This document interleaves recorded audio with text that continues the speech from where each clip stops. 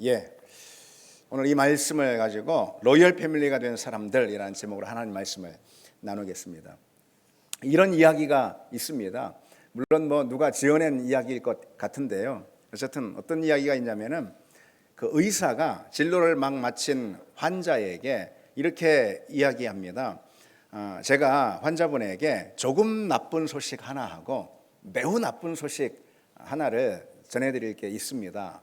그래 말하는 것입니다. 환자 입장에서는 아니 좋은 소식 하나 하고 나쁜 소식이지, 보통은 조금 나쁜 소식 하나 하고 매우 나쁜 소식 하나 하고 말하겠다고 하니까 긴장이 되고 그리고 아주 두렵습니다. 근데 어쨌든 이 환자가 말합니다. 그럼 조금 나쁜 소식부터 좀 말해주세요. 그러니까 이 의사가 하는 말이요.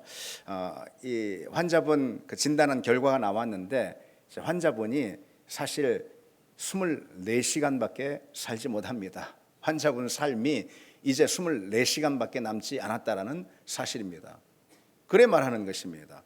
사실 이제 병세가 매우 깊었기 때문에 어느 정도는 예상을 하고 있었는데 그래도 그렇지 24시간이라니 굉장히 충격을 받은 거죠. 그런데 궁금해졌습니다. 아니 그보다 더 나쁜 소식이 있단 말인가? 매우 나쁜 소식은 대체 뭐야? 그래서 더 궁금해진 것이죠. 그러면은 그게 조금 나쁜 소식이라면은 아주 나쁜 소식은 대체 뭡니까? 의사한테 그렇게 물었더니 의사가 하는 말이요. 매우 나쁜 소식은 그 결과를 어제 알려드렸어야 했는데 이제야 알려드리는 것입니다. 이렇게 말을 했다라는 것이죠. 여러분 그런 상황을 한번 실제로 생각을 해보십시오. 우리에게 그런 상황이 실제 생긴다. 그것은 얼마나 여러분 충격적인 그런 일이겠습니까? 이미 24시간 시한부 인생이라는 진단을 선고를 받았는데 그런데 그것을 어제 들었어야 하는데 오늘 들었다면은 과연 여러분 이런 경우도 있을 수 있을까요? 이것처럼 충격적인 그런 일은 없을 것입니다. 그래도 하루만이라도 있었으면은 그 하루 짧은 시간이지만은 그래도 작별 인사를 가족들하고 해야 될 테고 삶의 마지막을 정리해야 될 테고 아주 소중한 시간으로 그 기회를 가질 수가 있을 거 아니겠습니까? 그런데 그 하루라는 기회조차도 뺏길 수밖에 없은 거죠. 결정적인 시간을 허비해 버린 것이죠. 여러분, 근데 이런 얘기를 왜 초두에서 꺼내냐? 이것이 바로 이 시대에 우리가 맡고 있는 이 세상 사람들이 마주하고 있는 그런 비극이고 세상 사람들이 마주하고 있는 현실이다라는 것을 말씀드리고자 하는 거예요. 예수를 모르고 예수가 없이 사는 그런 인생. 예수 그리스도야말로 참된 생명이고 예수 그리스도야말로 참된 진리가 되시는데 그분이 없으면은 우리는 곧 멸망의 한복판에 있는 것이고 예수 그리스도를 믿느냐라는 이 사실이야말로 영원한 나라, 생명의 나라로 들어가느냐가 결정이 되는 것이고 그리고 그렇지 못하느냐가 결정이 되는 것인데 여러분 이 정말로 급박하고 이 엄청나게 소중한 이 기회, 이 시간을 우리는 그저 허비하고 지낸다라는 것이죠. 이게 여러분 성경이 우리에게 가르쳐주고 있는 영적인 현실, 영적인 진실입니다. 하나님은 우리에게 이미 사망을 선고하셨어요. 세상 가운데 하나님은 이미 사망을 선고하셨습니다. 이게 죄의 삭은 뭐라고 그랬죠? 성경에 사망이다 그랬습니다. 죄의 삭은 사망인 거예요. 그래서 성경은요 모든 사람이 다 죄를 범했다라는 거예요.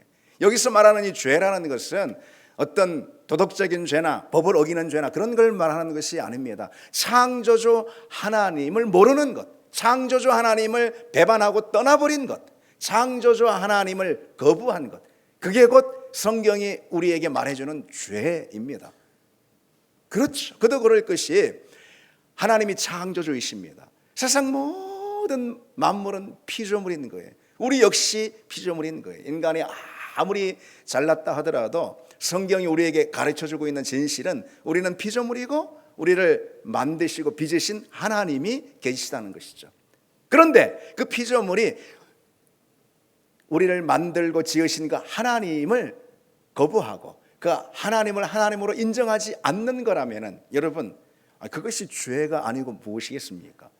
그래서 성경은 우리에게 말씀하기를 모든 사람이 다 죄를 범하였음에 하나님의 영광에 이르지 못한다.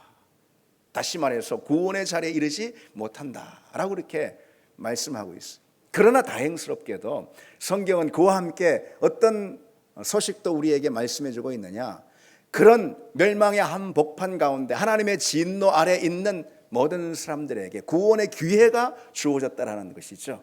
곧 예수 그리스도 그 생명의 복음을 영접하고 우리가 받아들이면 그러면 우리는 구원의 백성이 된다라는 이 사실 역시 성경이 우리에게 주고 있는 말씀이에요. 그래서 그것이 복음입니다. 복음은 곧 예수 그리스도를 통해 우리에게 주어진 구원이죠. 그게 곧 복음입니다. 그런데 여러분, 문제가 무엇이죠? 사람들이 급박한 소식이죠. 이것이 우리에게 더는 여유가 없습니다.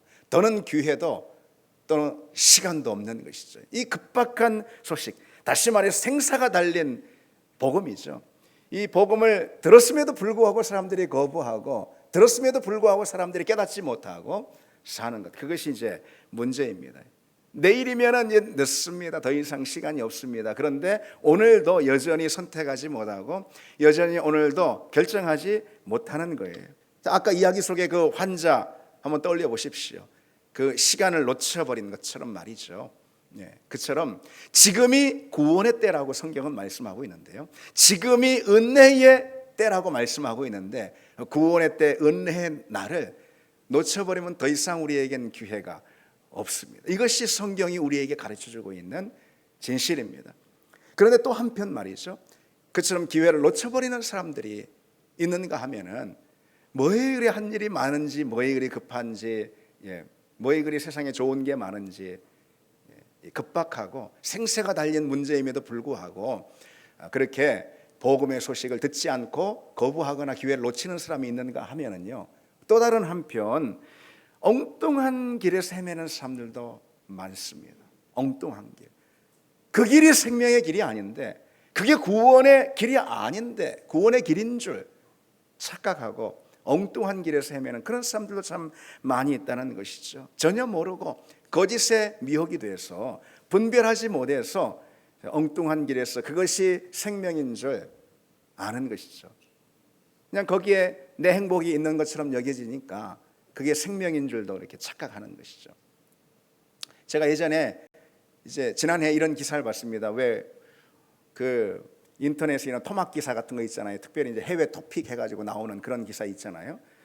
실제로 미국에서 이런 일이 있었다라는 거예요. 어떤 한 여성이 그 눈에 이제 감염병이 와가지고 이제 병원에 간 거예요. 그래서 안과에서 그 안약을 처방받았습니다. 근데 이제 의사가 말하기를 그 안약은 이제 매 시간마다 이렇게 자주 넣어줘야 하는, 하루에 여러 차례 넣어줘야 하는 거예요.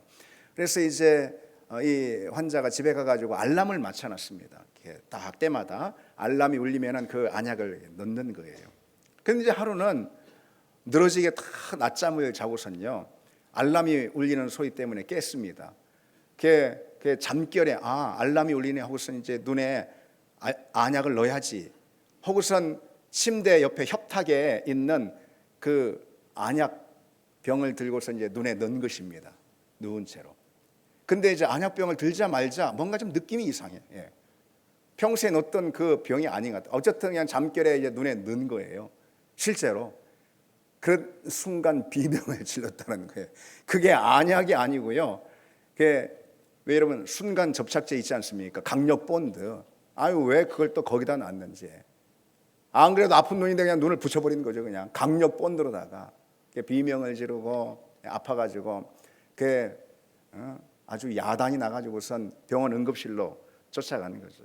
그래서 뭐 하여튼 응급처치로 이 큰 화를 면하긴 했지만은 여러분 깜짝 놀랄 만한 그런 아찔한 그런 순간 아니겠습니까?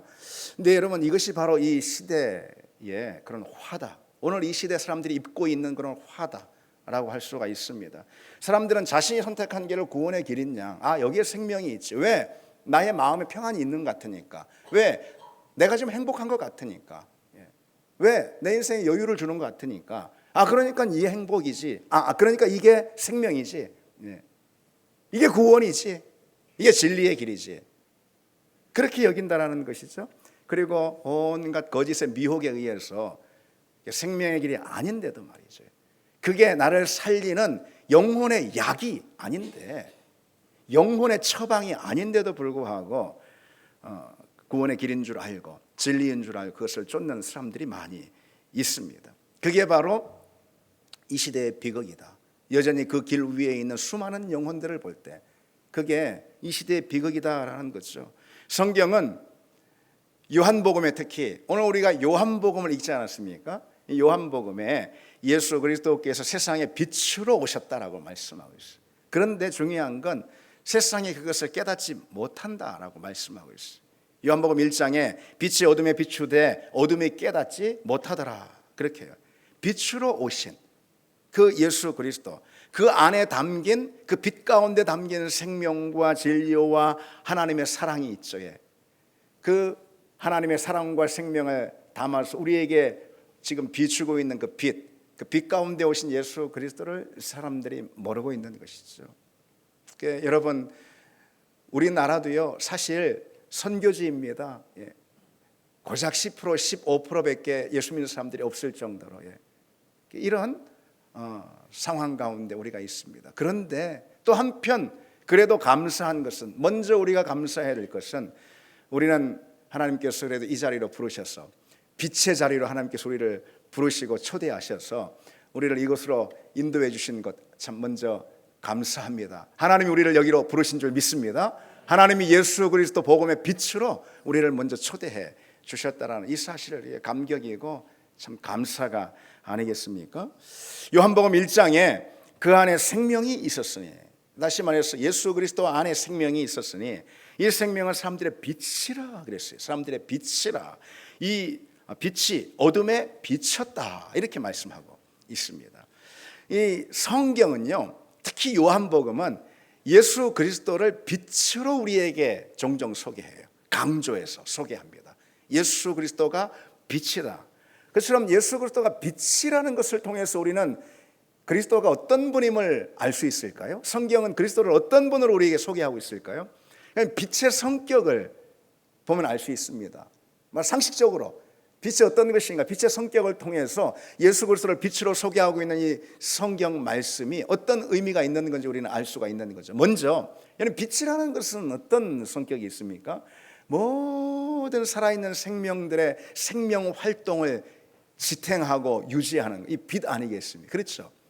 빛이 있으니 우리 사는, 태양 빛이 있으니까 모든 생명들, 사람까지요, 사는 거 아니겠습니까?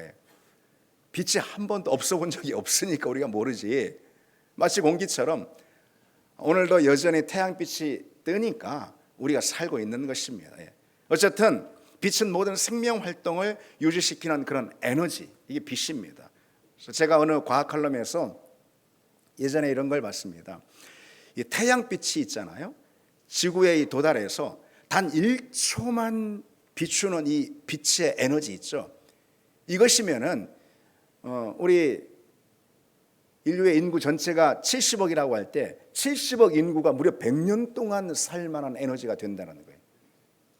1분도 아니고 1시간도 아니고 단 1초만 그 태양빛이 지구에 비추는 그 에너지 있죠. 이 에너지가 얼마나 대단한지 70억 인구가 100년을 살고도 남을 만한 그런 에너지가 된다는 거죠. 그처럼 여러분, 태양빛은 우리는 인식하지 못하지만은 사실인 거예요. 그것이 사실. 태양빛은 이 땅 가운데, 이 지구 가운데 늘 비춤으로써 모든 지상에 있는 그런 생명을 가지고 있는 생물들의 생명 활동을 유지시키는 것입니다. 작은 초목들부터 해가지고 심지어 우리 인간들까지도 빛이 없으면 살 수가 없고, 오늘도 우리가 이처럼 호흡하고 사는 것은 태양 빛이 있기 때문에 그런 것이죠. 예수 그리스도도 역시 마찬가지라는 거예요. 성경에 그는 곧 빛이라 그랬습니다. 아멘. 예수 그리스도는 곧 빛이라는 거예요. 예수의 빛이 없으면은 우리는 한순간도 살 수가 없다는 것이죠. 예수의 빛이 없으면은 우리는 곧장 세상의 죄의, 사단의 권세, 그 어둠의 권세죠. 어둠의 권세가 우리 가운데 밀어닥칩니다. 그래서 우리 안에 있는 모든 생명 활동들을 정지시켜 버리는 거예요. 우리 영혼의 생명 활동, 우리 존재의 생명 자체를 다 덮어버리는 것이죠. 빛이 없을 때, 빛이 우리 가운데 비춰지면은 그 순간 모든 어둠은 떠나가는 거예요. 우리 어둠을, 우리 안에 있는 모든 어둠, 우리 삶에 밀려오는 모든 어둠, 그것이 무엇이었단 말이죠. 그 어둠 어떻게 우리가 몰아낼 수가 있습니까? 어둠아 떠나가라. 어둠아 물러가라. 그런다고 될 일이 아니잖아요. 어둠이라는 것은 상식적으로 빛이 들어오면은 그 즉시 사라지는 것이에요. 예수 그리스도가 바로 우리의 삶의 그런 빛이라는 것이죠. 우리 안에 있는 모든 죽음의 영, 우리 안에 들이온 모든 죽음의 그림자를 몰아내는 그런 빛. 여러분 신앙의 자리도 마찬가지예요. 이미 신앙생활하고 있는 우리 역시 마찬가지예요. 계속해서 그 그리스도의 빛, 예수의 빛이 강력하게 우리 가운데 비출 때 말이죠. 그때 우리는 살 수 있는 것입니다. 우리 호흡할 수 있는 거예요. 말씀의 빛으로, 복음의 빛으로, 생명의 빛으로 예수의 빛이 계속 비추는 거거든요. 그 빛을 떠나는 순간 우리는 우리 영적인 자리에서 그 무엇도 기대할 수가 없습니다. 신앙의 자리에서요. 여러분 예배가 무엇입니까? 그 빛을 받는 자리인 거예요. 다른 게 아니에요. 예배가 뭐는 종교행위가 아닌 것이죠. 그 빛을 받으러 여기 온 것입니다. 그래서 여러분 우리는 실은 살려고 여기 온 거예요. 주일날 이 귀한 시간에 여러분 우리가 뭐로 여기 앉아 있겠습니까? 한 주 내내 열심히 고되게 일하고 뭐로 여기 와서 앉아 있겠습니까? 살려고 앉아 있는 거예요. 살려고 여기 오신 것임을 믿습니다.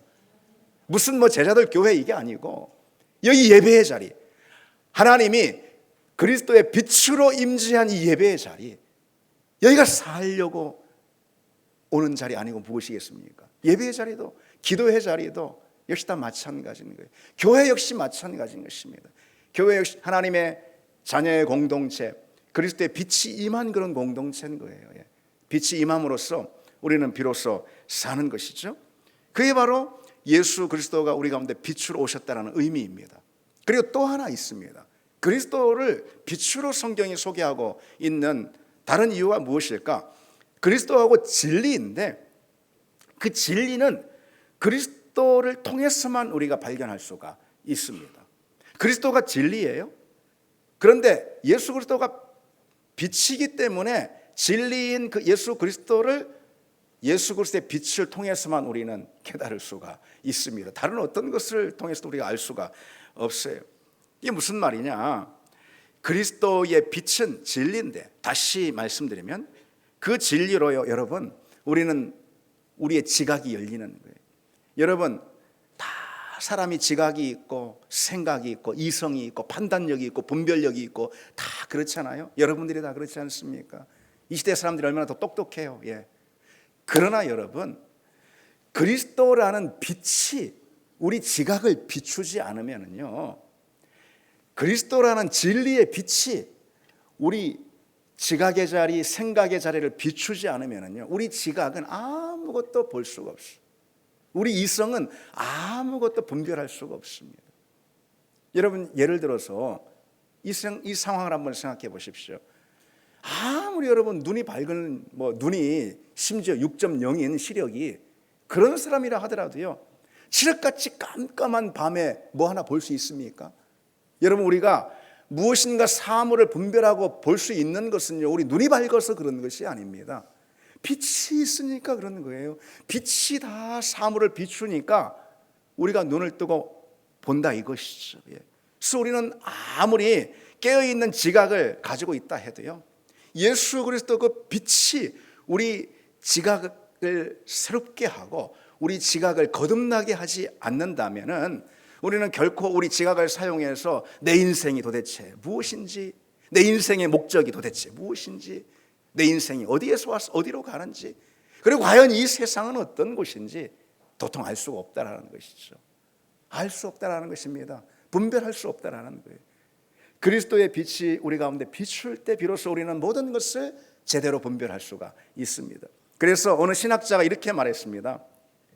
나는 태양이 떠오르는 것처럼 기독교를 믿습니다. 아니, 태양이 떠오르는 것을 안 믿을 사람이 어디 있습니까? 저기 떠 있는데, 그렇잖아요. 그처럼 기독교를 믿습니다. 그런데 이제 뭐라고 말하냐면요, 그것을 볼 수 있기 때문에, 태양을 볼 수 있기 때문만이 아니고 그 태양을 통해서 다른 모든 것을 볼 수 있기 때문에 태양이 떠오른다라는 사실을 나는 믿는다. 바로 그것처럼 기독교를 믿는다. 이렇게 말했습니다. 여러분, 태양이 저기 아침 새벽 빛으로 떠오르고 있습니다.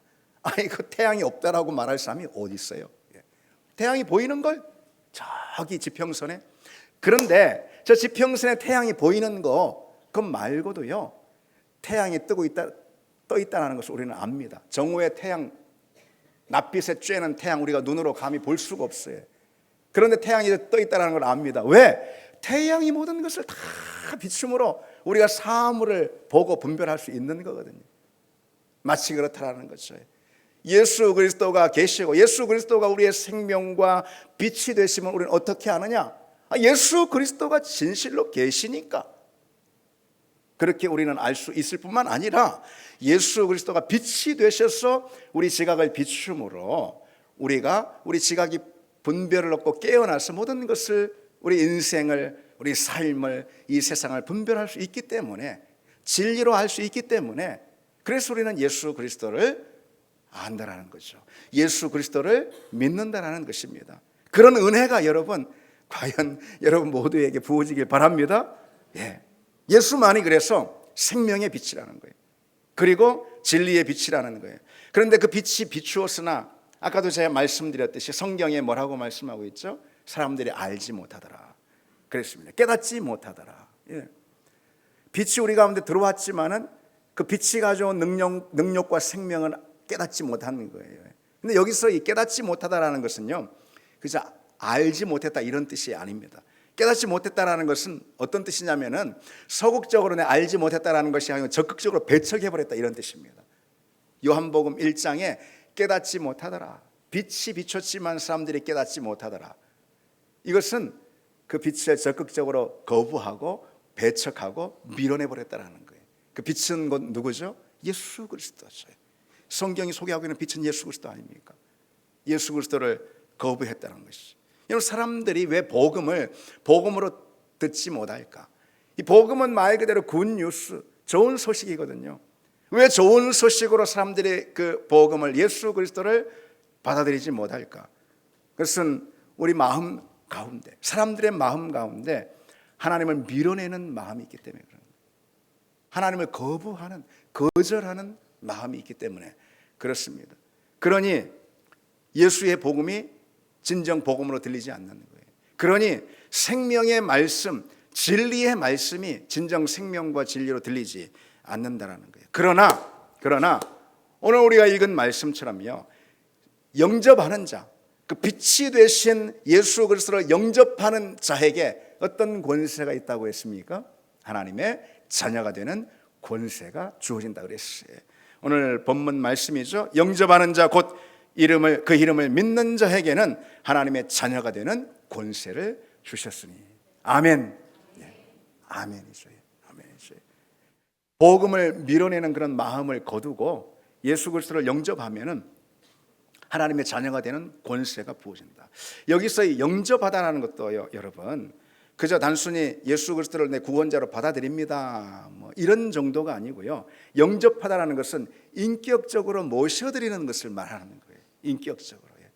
여러분, 우리 가정에 아주 귀한 손님이 옵니다. 마치 그것처럼 나도 인격이고 우리 가정을 방문하는 그분도, 그 손님도 누구의 인격이잖아요. 그렇죠? 인격 대 인격인 것입니다. 그를 인격적으로 받아들이고 마주하는 것입니다. 그게 바로 영접하는 거예요. 인격적으로 예수 그리스도를 맞이하고 그분 앞에 순종하는 것, 이게 바로 영접하는 것입니다. 영접하는 자, 곧 그 이름을 믿는 자는 하나님의 자녀가 되는 권세를 주셨으니 그랬는데, 여기서 또 믿는다라는 것 역시 마찬가지예요. 믿는다라는 것도요, 그저 뭐 내가 어떤 지적으로 동의한다, 예수님이 계심을 내가 그냥 믿는다, 이런 뜻이 아니라는 거죠. 인격적인 관계 안에서 그분을 역시 받아들이는 것. 특히 이 믿는다라는 것은 곧 신뢰를 말하는 거거든요. 예수님과 나와의 인격적 관계 안에서 그분을 신뢰하고 그분을 신뢰하니까 내 인생을 온전히 의탁하고 의존시키는 거, 그리고 순종하는 거.